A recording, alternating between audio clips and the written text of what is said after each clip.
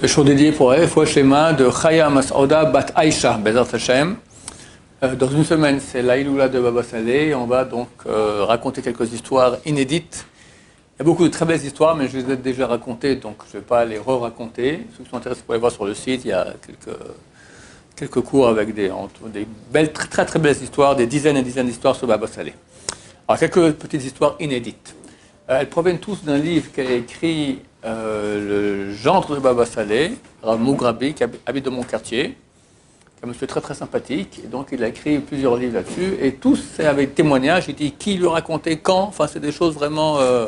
Même il met un numéro de téléphone. Vous pouvez appeler au numéro de téléphone pour vérifier l'histoire avec la personne. Première histoire, c'est un jour Baba Saleh est chez lui avec du monde. Très souvent, il y avait.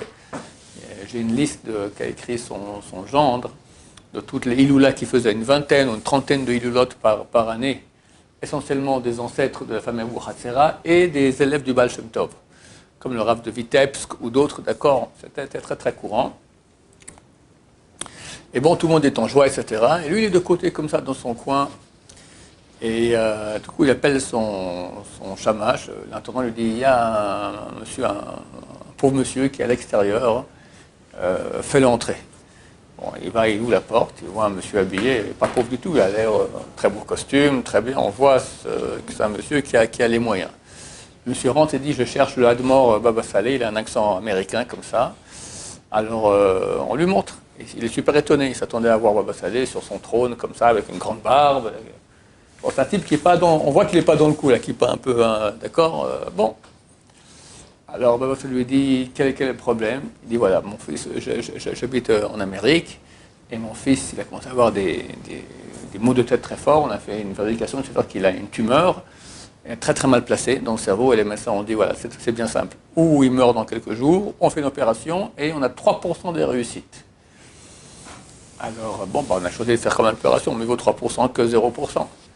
Et en route pour l'hôpital, un de mes amis m'appelle, il m'a dit qu'il paraît que ton fils est malade, tout ça. Écoute, ne va pas à l'hôpital, va d'abord voir Baba Saleh à Netivot. C'est qui Baba Saleh? C'est quoi Netivot? Comment ça se mange? Le type, il est au courant de rien du tout. Écoute, c'est un grand sage d'Israël, il fait des miracles. Je te dis, vraiment, je le connais bien, ça vaut la peine. Tu as les moyens, prends ton avion, tu vas là-bas, tu vas à Tel Aviv, tu prends un Netivot, c'est 2 heures de route, tu vas, et on va voir, c'est l'un des plus grands rabbins du monde. Top, voilà, alors je suis venu pour... Qu'est-ce que je fais?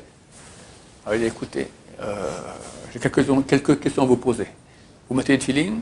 Il dit, non. Votre fils? Non plus. Kacher? Non. Votre fils? Non plus. Shabbat? Non. Votre fils? Non plus. Écoutez, si vous prenez sur vous Shabbat, Kashrut et Tfilin, votre fils il va guérir. Je prends sur moi. Pas de discussion. Ok, alors il est déjà guéri. Comment? Déjà guéri. Prenez cette eau-là, c'est une bénédiction, prenez de l'eau, qui boit de cette eau-là, tout ira très bien. Vous voulez que je vous commande déjà des tuiles maintenant? C'était minuit, hein? Oui, pourquoi pas. Il a demandé à son shamash, l'intendante appelle le sofer un tel qu'il la mette maintenant. C'est-à-dire qu'il a exactement 2 paires de filines prêtes. Il a mené 2 paires, il les achète, il voulait payer le prix double, il a super les moyens. Non, tu payes exactement ce que ça coûte, le prix normal, tu le fais payer, etc. Il repart en Amérique, il donne à boire au gosse, et le gosse, il est complètement guéri. 6 mois plus tard, ce même monsieur revient avec son fils chez Baba Saleh, le fils habillé noir et blanc, chapeau, barbe, déjà orthodoxe. Et Baba Saleh était super content, ils ont fait un grand repas, une grande simcha. Et pendant le repas, le monsieur demande, je peux avoir votre carte d'identité? Pourquoi? Ça ne vous dérange pas, votre carte d'identité? Bon, il a une carte d'identité. Et bon, je la prends, je vous la ramène demain. Bon, pas de problème. Il revient le lendemain matin. Voilà, je vous ai acheté 2 appartements à Jérusalem. Comme ça, en cadeau, il a offert 2 appartements à Baba Saleh pour avoir guéri son fils. Il a les moyens. Et voilà, Baruch Hashem. Un enfant est né, lo alechem, aveugle. Les médecins disent, rien à faire, nerf optique mort, il sera aveugle toute sa vie. Et le père de l'enfant était un non-religieux, mais son père était religieux, très bon ami de Baba Saleh. Et le père dit à son fils, écoute, amène ton fils chez Baba, va prendre le bracha. Mais qu'est-ce qu'il peut faire, papa? Les médecins ont dit, il n'y a rien à faire, terminé, il sera aveugle, point barre. Ne te moques pas. Tu ne te rends pas compte ce qui Baba Salé. Va, je te dis, va et ne prends pas à la légère la bénédiction d'un sadique comme lui. Ok, il a accepté de venir. Et dès qu'il arrive déjà, on le fait passer en premier parce que c'était le fils d'un bon ami à Baba Salé.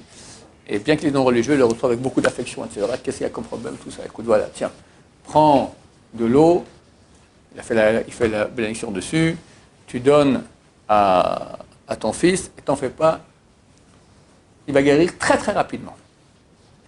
Le type était venu aussi avec un ami à lui, ça fait 10 ans qu'il n'avait pas d'enfant. Il dit, ça ne vous dérange pas que je fais déranger aussi mon ami? Ouais, fais rentrer ton ami. Où est le problème? L'ami était religieux, avait une grande barbe. Baba Salé aimait les grandes barbes. Chez Baba Salé, la famille Abou Khasser, on ne touche pas à la barbe. Et quand il avait une grande barbe, il était émerveillé. D'accord? Il a embrassé la barbe, il lui a dit, t'en fais pas. Cette année, un enfant. Le monsieur rentre à la maison, il donne à boire à son fils, et il va dormir. Et au milieu de la nuit, il entend que son fils, il est dans le berceau, il est en train de jouer avec ils ont mis des sortes de poupées, des trucs comme ça, en train de jouer avec. Il voit, miracle extraordinaire, on voit les médecins, aucune explication rationnelle. Nerf optique mort dans les deux yeux. Il voit. Son ami qui n'avait pas d'enfant, sa femme tombe enceinte, il a eu 12 enfants. Baou Hachem. Une histoire au Maroc. Baba Salé est parti avec son intendant et un conducteur, ils vont dans une ville voisine. Et là-bas, on lui fait la fête, etc. Et évidemment, ils boivent. C'est pas du harak là-bas, c'est la mehya. D'accord, ils boivent, ils sont tous complètement sourds. Et à la fin, il dit, ok, on rentre. Le conducteur dit, Claude Arabe, je ne peux pas, si je conduis comme ça, je vais tout droit dans le fossé. On y va, je ne peux pas. T'en fais pas, tout ira bien. Bon, il roule comme ça, évidemment, il fait des zigzags un peu sur la route, à gauche, à droite, puis là, ils arrivent à un pont. Très étroit, sans barrière. Là, le conducteur dit, je ne peux pas. Je suis incapable de passer ce pont-là, et si on tombe, ce n'est pas le fossé, c'est finito la commedia, terminé. Ah bah, ça lui dit, roule. Je peux pas. Roule. Je peux pas, je ne vais pas me suicider. Bon, dans ce cas-là, on va faire comme ça. Donc, il prend un morceau de tissu, il lui bande les yeux. Il dit, maintenant, vas-y, avance. Roule. Il avance, il passe le pont, après il dit, ok, c'est bon, arrête, il enlève le bandeau, continue maintenant. Extraordinaire, dirigé par Hachem. Mamash. C'est les petits miracles, ça. C'est inimaginable qu'on a eu quelqu'un comme ça dans une génération. Abdeslam Bachou l'a dit, il n'y en a plus. Les gens ont rêvé, beaucoup ont voulu faire comme Baba Salé, il y a beaucoup de copieurs de Baba Salé, d'accord? Le Rabbi a dit, il n'y en a plus. Plus personne ne peut faire comme faisait Baba Salé. Un jour, il y a deux Talmidei Chachamim, enfin même pas deux. Il y a un qui vient avec le Rav Nissim Amsalem. Le Rav Nissim Amsalem, c'était le beau-frère de Baba Salé. Baba Salé s'est marié avec une de ses femmes, c'était la sœur de Rav Nissim Amsalem, qui est un francophone d'origine, d'accord? Zechel Satik Livracha.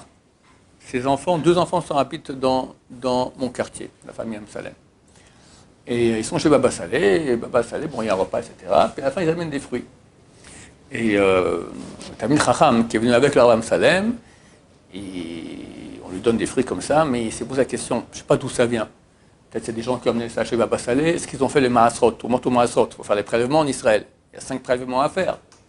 Bon, à tout égard, je mets ça dans la poche, et puis je m'en débarrasserai, ou je serai chez moi à la maison, je ferai tout manteau Maasrot. Il met dans la poche. Le Rav Nissim lui dit, écoute, tu risques gros, hein, Baba Salé, il voit tout. Que tu saches, il voit tout. Bon, c'est pas grave, je mets dans la poche, etc. Bon, pour finir, il part, au revoir. Sur la route, il commence à voir que dans la poche, ça le brûle terriblement. Il met la main, carrément, il y a 2 charbons ardents. Alors Nissim lui dit, je t'avais dit, viens, on rentre de nouveau chez Baba Salé. Rentre chez Baba Salé, Baba Salé lui dit, tu ne comprends pas. Chez moi, tu crois que tu as mangé quelque chose de non cachère? Je t'excuse cette fois, mais ne fais plus jamais ça. Chez moi, rien ne rentre de non cachère. Tout est cachère. Comment tu as pu suspecter quelque chose de non cachère serait chez moi à la maison?